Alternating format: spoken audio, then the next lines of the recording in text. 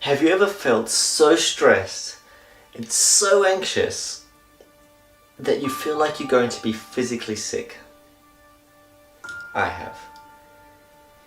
And the experience that I'm going to share with you now has had a tremendous impact on my life.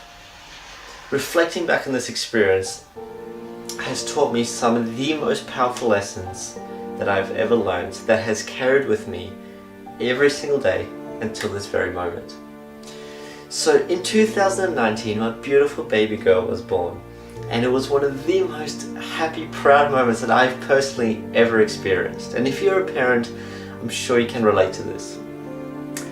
But I'm sure you can relate to this next part as well. When my wife and I were discharged from the hospital and we were driving home, I was riddled with nerves taking home our newborn for the very first time. Because in the hospital we were surrounded by all these experts. We had midwives and nurses on call. All we had to do if we had any question was to press a button. And now all of a sudden we were on our own. Well, the transition from coming home from hospital was incredibly tough for us. See, for the first 4 days, my wife and I were surviving on just 2 hours sleep a night. And even sometimes that was broken because we were just so stressed out to go to sleep because we had heard all of these things that could happen, and we didn't want to stop staring at our little girl for a minute. I was so stressed to sleep. And naturally, as I'm sure you can imagine, I was completely exhausted, and so was my wife. But day 4 came along, and I noticed my wife was showing some really concerning symptoms. And it wasn't just the exhaustion that we're feeling. There was something in my gut that just felt wrong. Something didn't feel quite right. And so I said to her, let's just go to the doctor, we'll get checked out, make sure everything's okay. Maybe you're just tired. And that's what I kept telling myself. But you know when you tell yourself something but you just feel in your gut, there's something else, there's not quite right here. So we did. We went to the doctor, and the doctor checked out everything. He went through and he checked my wife over, and he said, no, everything's fine, you're just tired, you're new parents, you're just tired. So I was like, okay. We went home, and I said to her, look, I'm happy to look after Bubby for a while. You have a sleep, just for a couple of hours. Have a sleep, and I'm sure you'll feel a bit better. Now, as I said, we were so stressed out that we found it so hard to sleep, right? But to my surprise, my wife fell asleep very, very quickly. So I was relieved. I was like, okay, this is good. She needs the rest. I was trying to reassure myself. So 1 hour went by, and she was still asleep. So I was like, okay, this is fine. And 2 hours went by. She was still asleep. 3 hours went by. Now, remember, we hadn't slept for more than 2 hours a night, right? And if our baby was to make a noise, let alone cry, we'd jump awake. Now, our baby cried a number of times, and my wife barely reacted. And then 4 hours went by. Nothing. 5 hours went by. Now, at this point, I'm getting really concerned. I'm getting really, really worried. Alright, so our baby's cried a number of times. My wife has barely moved. And when I looked at her, she was breathing very shallow. She was very pale. I'm beginning to really get stressed out at this point. Really stressed, because I still got this feeling in my gut that something's not right. And now she's showing this, and this is completely out of character for her. So I go over to try wake her up. I start gently kind of just rocking her, like, honey, just wake up, you're okay, are you okay? And I get no response. So I'm getting like nervous, my heart's starting to beat now. So I do it a bit more vigorously. I'm like, honey, wake up, you okay? Are you okay? And I still get no response. And so I still see she's still kind of breathing. She kind of moves a little bit, but not really. Makes a bit of a groan, but nothing. She does not respond to me trying to wake her up. So I put my hand on her neck to feel her pulse. Now there was a pulse there, but it wasn't very strong at all. It was quite weak. So now I'm really scared. And so I think I need to do something. I need to do something. I need to take her to hospital, because this is not right. This is not right. She's pale. She's barely breathing. She's clammy. She's got a weak pulse, and she's not responding to me at all. She's not responding to the baby crying. So I start frantically running around the house, grabbing everything I can think of to put into a bag for our little one, and bags with bottles and all these things in it, like change of clothes, and have you ever noticed there's so many things that you need for a newborn? And I'm trying to put all these things in the car, and I'm thinking, okay, I've got to get my wife into the car somehow, and I've got to get a little newborn into the car, and I've got to drive her to hospital, right? So as I'm doing all of this, I hear a knock on the door. Do, do, do, do. And I'm thinking, who on earth is this, right? Who's here? I'd completely forgotten that we had a scheduled in-home midwife appointments that would come in and check up to see how everything's going, to see how mom's going, to see how bubby's going, right? I completely forgot. And so I open the door and I look at her, I say, oh, hi to the midwife, and the midwife, as soon as she sees me, she says, is everything okay? She must have seen the panic in my eyes, right? And I say, no, there's something wrong with my wife. She's not responding. I don't know what to do.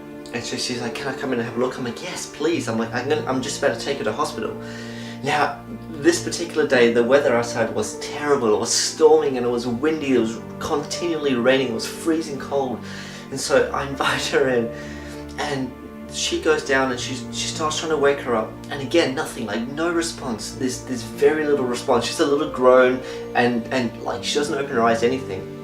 So the midwife has this little torch, a little flashlight that she has. She pries open my wife's eye and she starts shining the flashlight.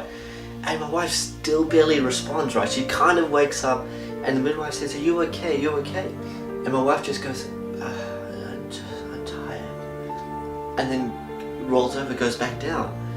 So the midwife is now concerned. She's like, yes, something's definitely wrong. We need to get her to hospital. So I said, yeah, I'm getting everything ready. I'm putting it all in the car. Can you just stay with my baby? I'm going to put all this in the car. She says, no, we need to call an ambulance. So we try to get my wife, we try to pick her up, but she couldn't stand, she couldn't support herself. She was just completely like lifeless. It was terrifying, and I'm really stressing out. Like the more this is happening, the more I'm getting stressed out, but I'm trying to remain calm because I got a newborn, and all of this, I feel completely overwhelmed by this situation. So the midwife calls an ambulance. The ambulance get there, and we managed to get her inside the ambulance, and they take her to hospital. Now, the worst part of this is I can't go with her because in our local area at the time there was an outbreak of measles, and there was all these measles cases at the hospital.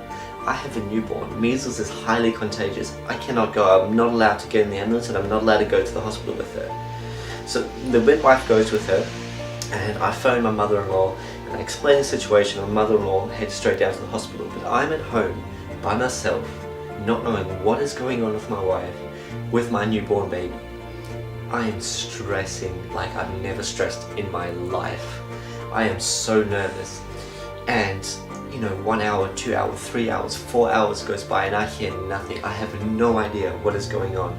I cannot get through to my mother-in-law because she's inside the emergency room with my wife, and I don't know what's going on. And I felt so sick that many times I thought I was going to vomit. So looking back and reflecting on this experience, which I've done a number of times, I've spoken about this experience many times with my wife and with other people, doing that has given me some tremendous lessons and tremendous insights that have just had such a great impact on me. And I want to share 3 with you now. Firstly, the first thing that really hit home for me was this: be your best, but let happen what may. Now, what do I mean by that?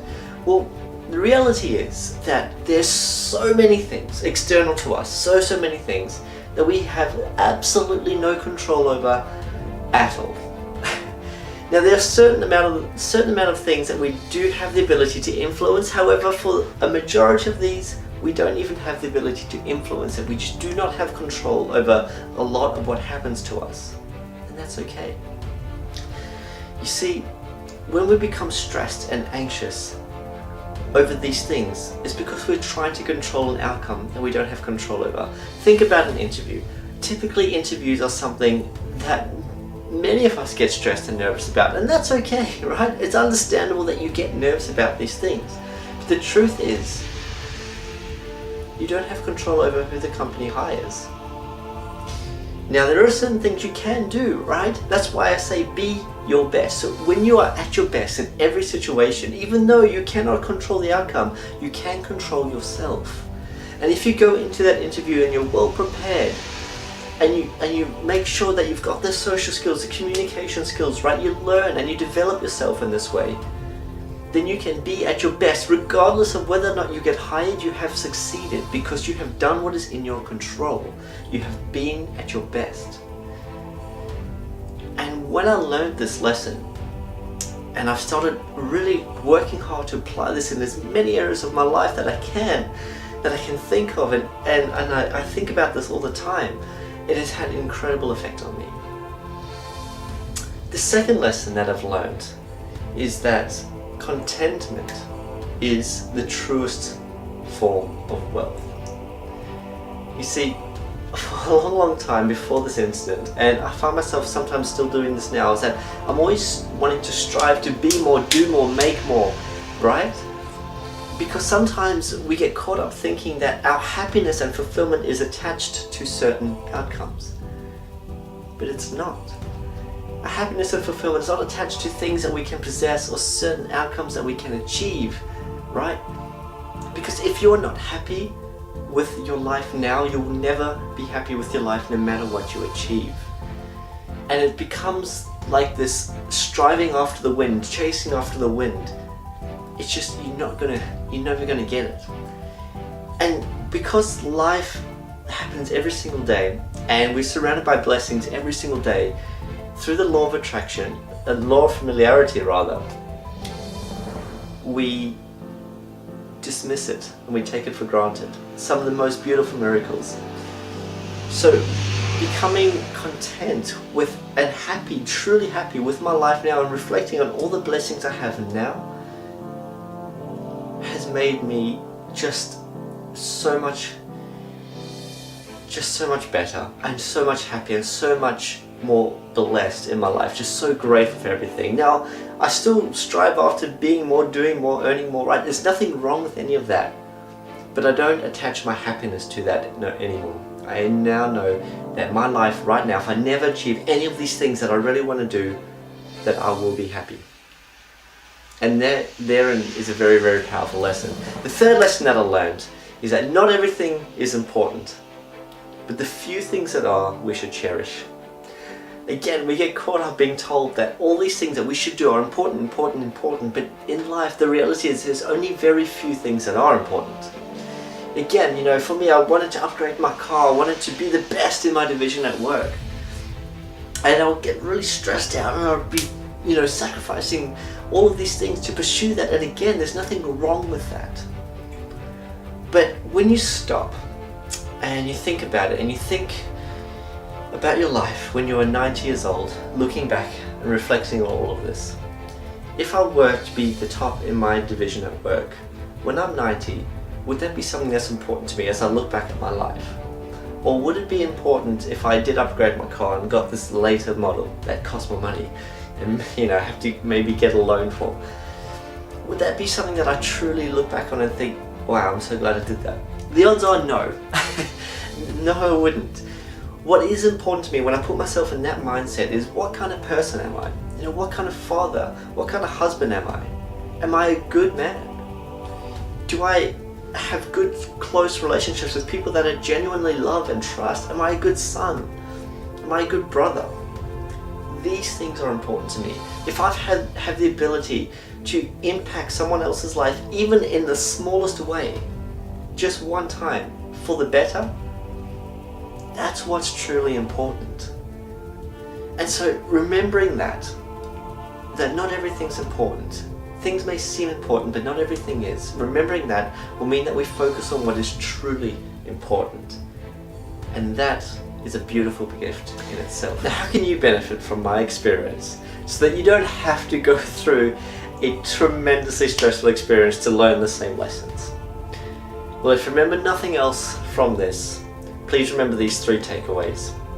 Firstly, if you're feeling nervous or stressed or anxious about anything, about any event, like an interview, ask yourself, can I control the outcome? If the answer is yes, then simply ask yourself, what do I need to do in order to be at my best? Right? If the answer is no, I cannot control the outcome, ask yourself, what can I control? And then ask yourself, What do I need to do in order to be at my best? Okay? And realize this. If you do anything and you give your best and you try your best, and you do this again the next day and the next day and the next day, and you keep doing this every day, for every week, every month, every year, it's irrelevant what outcomes you get. You are successful because you have been at your best and you've given your best. But what you will also find is by constantly being your best, giving your best, that you'll always get better. And when you get better and you get more skilled, so you'll get more of the outcomes you want. So, how can I be at my best? The second takeaway is you cannot feel fear when you're filled with gratitude, right? So every morning and every evening, make it a habit to reflect on the blessings in your life right now. And there's so many ways you can do this, and you can adapt this to suit you, whatever you prefer. You can journal, you can write it all down, the things you're grateful for. You can visualize in your mind memories that you're grateful for, right? You can talk about it to a loved one. Talk about all the blessings that you had about your day, or all the blessings you have in your life. It doesn't matter how you do it. But what matters is you reflect on the things that are blessings for you now. And what you'll realize is there are far more blessings that you have than you ever thought. And then when you reflect on this enough and you become truly grateful, then you'll be happy. And you can still set your goals, you can still go out and achieve the goals, but realize your happiness is not attached to the outcome of those goals. Your happiness is something you control within. The third thing that I'd like you to take away from this is if you have too much on your plate, or if you're stressing over a decision, or if you think that there's too many things that you need to do, just stop and think, when I'm 90 years old and I look back on my life right now, will I remember this? Will this be important to me? And what you'll find is a lot of the things that we feel that are so important that we have to do right now, we won't care about when we're 90. We just won't. And if we do, if we think to ourselves, yes, when I'm 90 I will care about the outcome of this, then that's fine, that's okay. You can go ahead and you can do it and just give your best. And if it's not important, but you have to do it anyway, just give your best, but it doesn't matter the outcome. Think back to step one. If you give your best, regardless of the outcome, you have been successful. Alright? Now if you're watching this and you think to yourself, well, what happened to your wife? Is she okay? I'm very pleased to tell you that yes, my wife is totally okay. She made a full recovery and she is happier and healthier than ever. And so is my little daughter, and I love them both so much. But for you, please remember the 3 takeaways from this experience, because for me they've had incredible effects on me. I've become far less stressed in my life, far less anxious, far less overwhelmed. Yes, I still feel stressed sometimes, I still get anxious sometimes, I still feel overwhelmed sometimes, and that's okay, we're all humans, and these emotions are completely natural. But these emotions no longer control my life like they did for such a long time. But on the flip side as well, I've become far more confident, far more happy and grateful.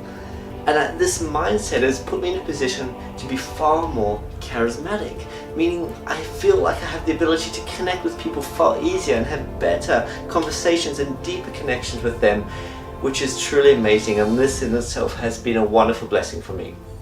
I have benefited so much from this, and I don't want you to have to go through a stressful, overwhelming experience for you to learn the same lesson. So please apply this in your lives every single day, because who knows how you can benefit. Thank you so much for watching.